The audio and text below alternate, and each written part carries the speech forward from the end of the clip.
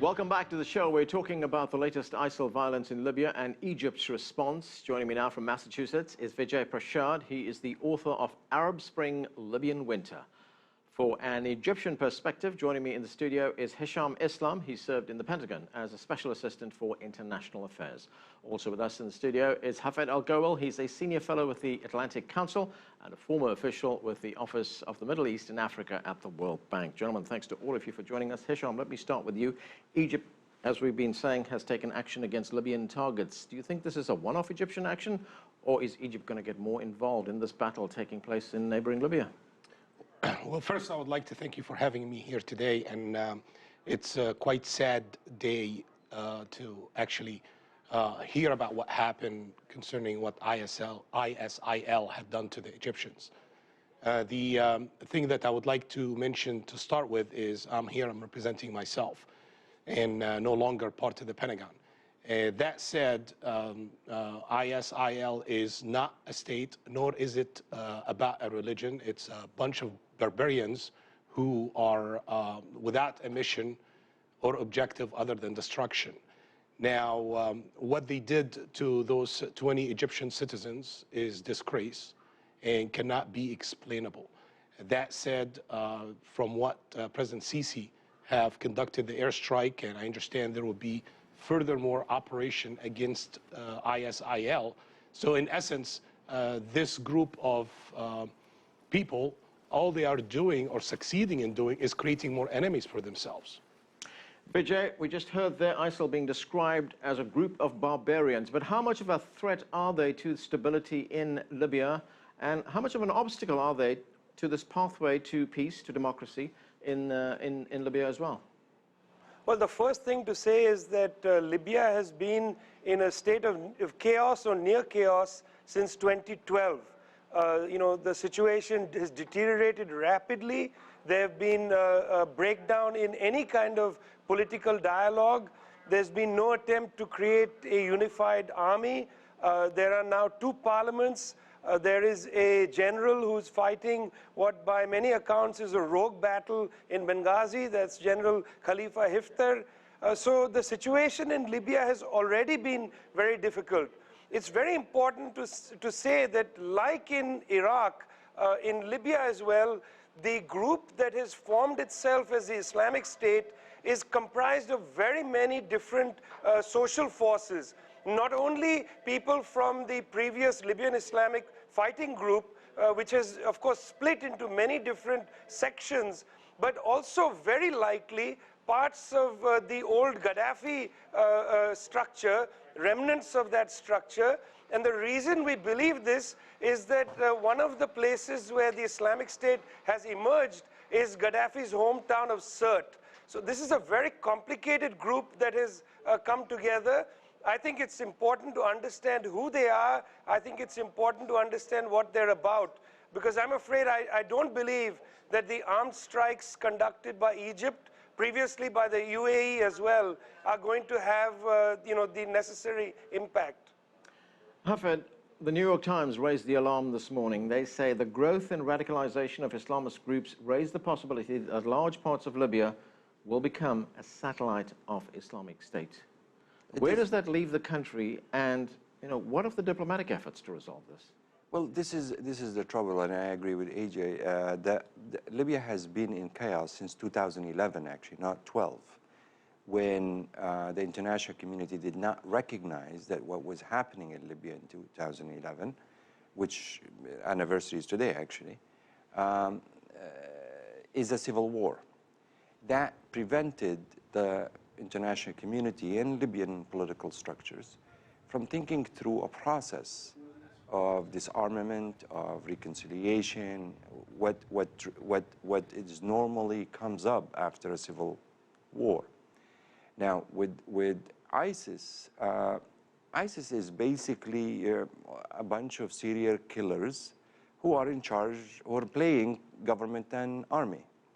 And there is no structural command and control, obviously. These are sort of small groups that are spreading from Iraq all the way to even Boko Haram. You can include all of this under this complete total umbrella of Islamic radicals. The thing is that but Libya is right. extremely significant for them on a number of levels. One, Libya is extremely wealthy in terms of oil and gas, so they can use it as an ATM machine to fund other operations.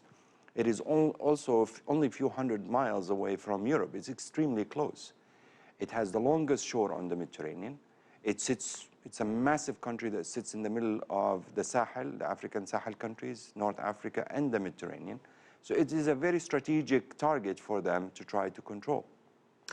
Hesham, you have these shock tactics being used by ISIL right now. I mean, to what extent can a group like ISIL, despite the fact that they may be very small, cause chaos and destabilize the region as a whole? It's always easy to destruct than to construct. And I don't have a crystal ball to predict the future.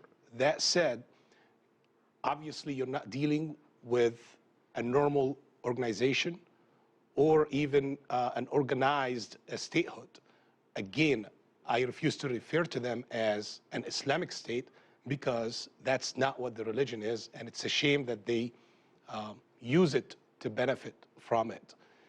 I cannot predict how severe those guys can be, but I do believe that their actions are unexplainable and need to be stopped. I agree with what the professor had mentioned, that the action that the Egyptians are taking and what President Sisi is conducting today with coordination with the Libyan government is not suffice. There will be more required. But this is not an action taken against Egypt. It's not an action taken against Syria or Syrians or against the Jordanian pilot, against the Hashemite, the kingdom of Hashemite. So the bottom line, it's becoming to be a universal. If you are living on this free world today, you are exposed to be attacked by ISIL. It doesn't matter what color and what religion. They killed non-Muslims as much as they killed Muslims. So they are after everyone. They kill the women as much as they kill the children, as much as they kill the young men and old men. We need a unification. We need a strategy on a worldwide to cohesively conduct a deliberate attack on that group of people and to stop it. And we're not talking here, I'm not talking here about making small rubbles or small rocks out of big rocks. I'm talking about wiping the organization from the surface of the earth, but at the same time, it's going to have to follow by nation building. And that's what needs to happen. If you look at where ISIL exists, they exist in places such as Libya, they exist in places such as Syria, part of Iraq. It's the areas that lack security and stability. Okay. Hafed, I'll come to you in a moment. I know you want to say something. I just want to go to Vijay. Vijay, what more needs to be done right now? Because we have the United States, which is preoccupied with what's going on in Syria, with what's going on in Iraq, with what's going on in Yemen. The Middle East crisis continues. We've got problems there as well. Can the United States afford to ignore what's going on in Libya right now? See, the thing is that these incidents that ISIS is producing, such as the killing of the Jordanian pilot or the execution of 21 Egyptian Coptic laborers, these are intended to provoke. I would just suggest that we look behind them for a minute. In Libya, the town of Derna, which is the town where the Egyptian army attacked for over 90 minutes, they had sent 3 jets and hit 8 targets. Derna has been essentially an Islamist stronghold since the mid-1990s, even during the time of Gaddafi. So this is not a new place for the rise of various kinds of Islamisms. Islamism inside Libya grew as a reaction to Gaddafi. So I would suggest that we take a slightly longer perspective and not merely see ISIS as a group of 20, 30, 40, 50 bad apples. This is a social force. It's not that easy to disrupt a social force with a bombing raid. It has to have a much longer and much more, I think, deliberate kind of strategy. I'd like to say something about the relationship between ISIS in Iraq and in Libya. In both places, the state was destroyed by Western intervention. In Iraq during the 2003 war and in Libya in 2011. And in both cases, because there was no attempt at creating reconciliation with the previous regime, elements of the previous regime have made a very important alliance with the groups that become ISIS. So that I remember in Ramadi and in Fallujah, seeing fighters from the Iraqi army, Ba'athist officers, joining with the Al-Qaeda in the Mesopotamia and then later Al-Qaeda in Iraq, which becomes Islamic State in Iraq, and then ISIL. The same kind of phenomena is happening in Libya. In other words, if there is no process, a proper process of political reconciliation, there is going to be no way to break away social forces which have decided to go with the kind of audacity of Abu Bakr al-Baghdadi and therefore create a serious problem. Okay, Hafed?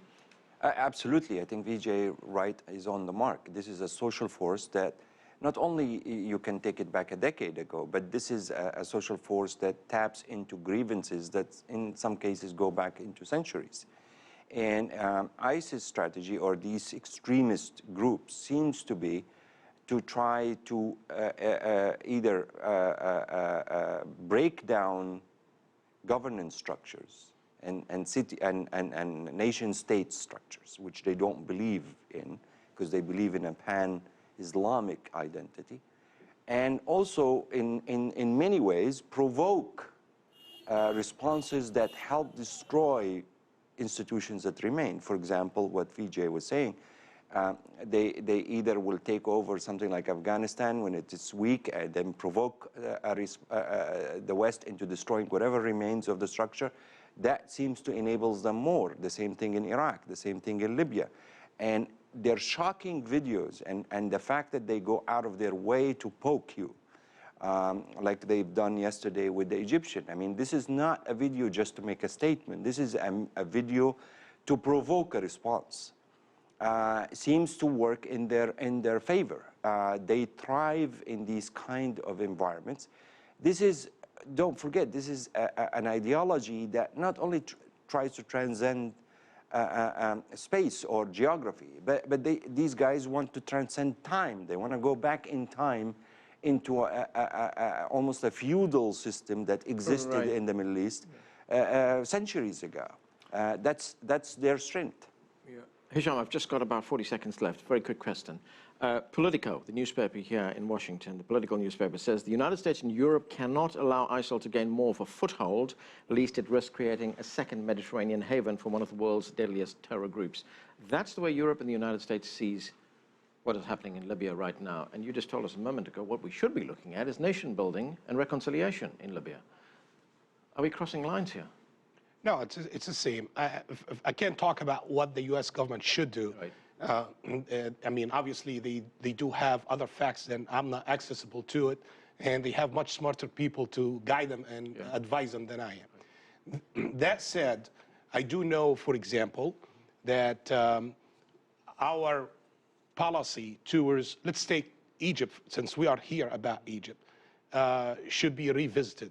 Example, the military hardware should be released that we are supposed to be giving them, as well as the military assistance that they were, if I use the word promised, 1.3 billion a year, should be also released in full amount to the Egyptian government. We should revisit, obviously, our relationship got impacted or affected after the fall of the government of Morsi and the restating of the current president Sisi. Well, now time has to move. We got to figure out a way to work together. Sisi was put in that seat by the power of the people, whether we agree on it or not, but that's what democracy is all about. They voted for him, he won it. All right, here he is. We're going to have to figure a way to work with them and make things happen, because it's not an Egyptian case, it's not an Egyptian problem, it's not a Libyan problem, it's a world problem, and you have no idea where ISIL will move next. Okay, we are going to have to leave it there. Thanks to all of you for joining us. That's it for this edition of The Heat. We'd love to hear from you, so please send us your questions and comments, and you can send that to The Heat at cctv-america.com. We'd like to continue the conversation on social media. Give us your thoughts and comments on our Facebook page. That's CCTV America. I'm Anand Naidu in Washington, D.C. Thanks for watching.